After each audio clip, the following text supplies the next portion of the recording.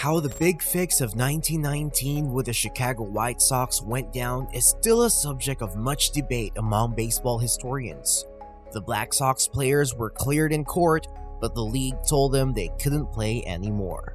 Different stories say the plan to throw the game for money may have started a few weeks before that year's World Series, when White Sox first baseman C. Arnold Gandil and a gambler named Joseph Sport Sullivan met to talk about the possibility of Sox players intentionally losing in the championship.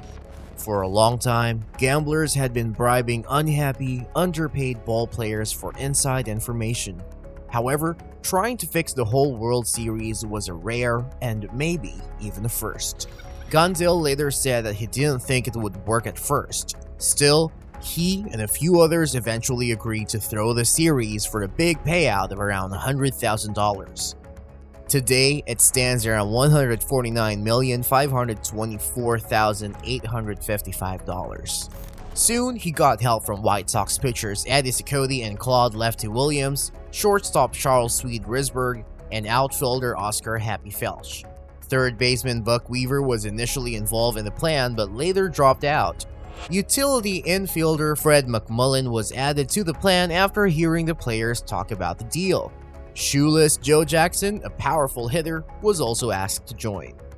Crooks and White Sox players worked together. As Gandil found people on the team to help with the plot, Sullivan and a group of crooks may have included former Sox player Sleepy Bill Burns, former Detroit Tiger Bill Maharg, and boxer Abe Attell started to raise money for the bribe. Arnold Rothstein, the head of the New York mob, may have been a major player, but this has never been proven. Evidence suggests that Gandil and his accomplices may have made deals with more than one syndicate. Abe Attell said later, "They not only sold, but they sold it wherever they could make a dollar." The odds that the Sox would win the World Series over the underdog Cincinnati Reds were as high as 3-1 before people who knew what they were doing started betting a lot of money on the Reds. As the championship game got closer, there were rumors going around that a few White Sox players were working for high-stakes gamblers. When the White Sox and the Reds met on October 1 for the first game of a best-of-9 World Series, people thought the title was in the bag. After hitting a batter with one of his first pitches, which was thought to be a sign that the game was fixed, pitcher Eddie Cicotte made a string of mistakes that were out of character for him. The New York Times was amazed that Chicago lost the game 9-1. In the history of the biggest baseball event in the United States, a pennant-winning team has never lost so badly in the first game. In Game 2, Sox pitcher Lefty Williams made more mistakes when he walked 3 batters in a row, giving the Reds a 4-2 win. White Sox players call off the fix, but still lose. Over the next few games, the White Sox kept losing. By October 6, the Reds were up 4-1 in the series.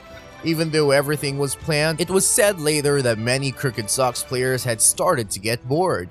They were supposed to get their bribes in 5 installments of $20,000, one for each loss, but the gamblers didn't give them the full amount.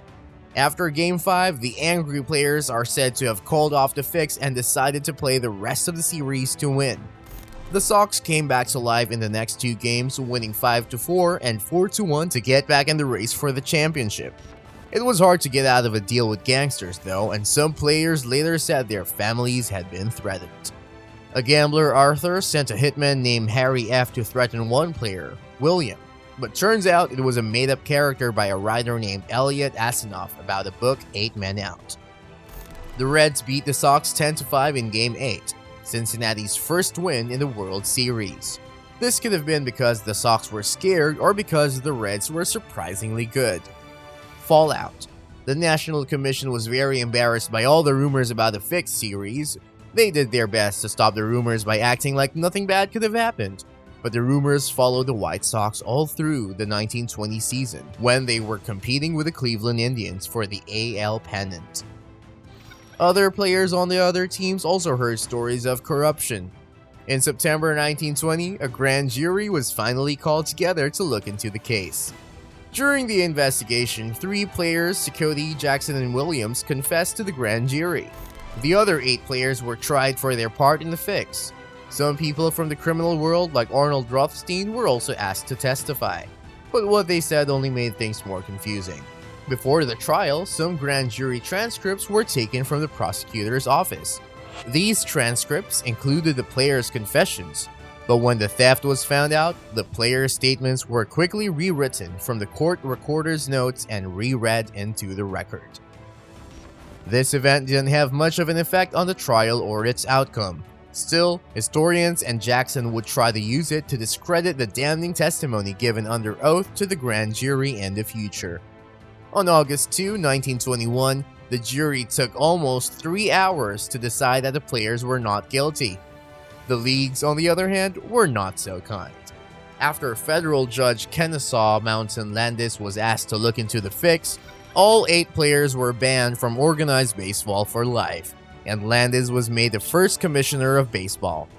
Joe Gideon of the St. Louis Browns was also kicked off the team because he was involved in one of the plans to trick the original fixtures.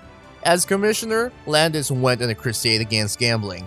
He banned or suspended several players and set rules against having anything to do with gambling that is still in place today. It was very harsh, but it worked to win back the trust of the public. Some of the players who were banned later asked Landis to let them back in, but the commissioner never changed his mind. He also said he would ban any other player who played a game with one of the banned players. However, he rarely carried out this threat. Many players who played with the banned Black Sox in independent semi-pro or outlaw games went on to play in the major leagues, such as Ernie Wingard, Sid Cohen, and Emmett Nelson. 4 of the banned players, Buck Weaver, Joe Jackson, Happy Felsch, and Swede Risberg, started a lawsuit against the Chicago White Sox in the fall of 1921. They wanted back pay for the time they were banned by Charles Comiskey. The outcome of the scandal. There were still rumors of a fix in the months after the championship loss. The top people in baseball seemed fine with not looking into the 1919 World Series, and for the most part, that's what happened until August 31, 1920. When evidence came out that gamblers had fixed a regular season game between the Cubs and the Phillies. A grand jury was called together to look into the case, and soon the talk turned to the World Series from the year before.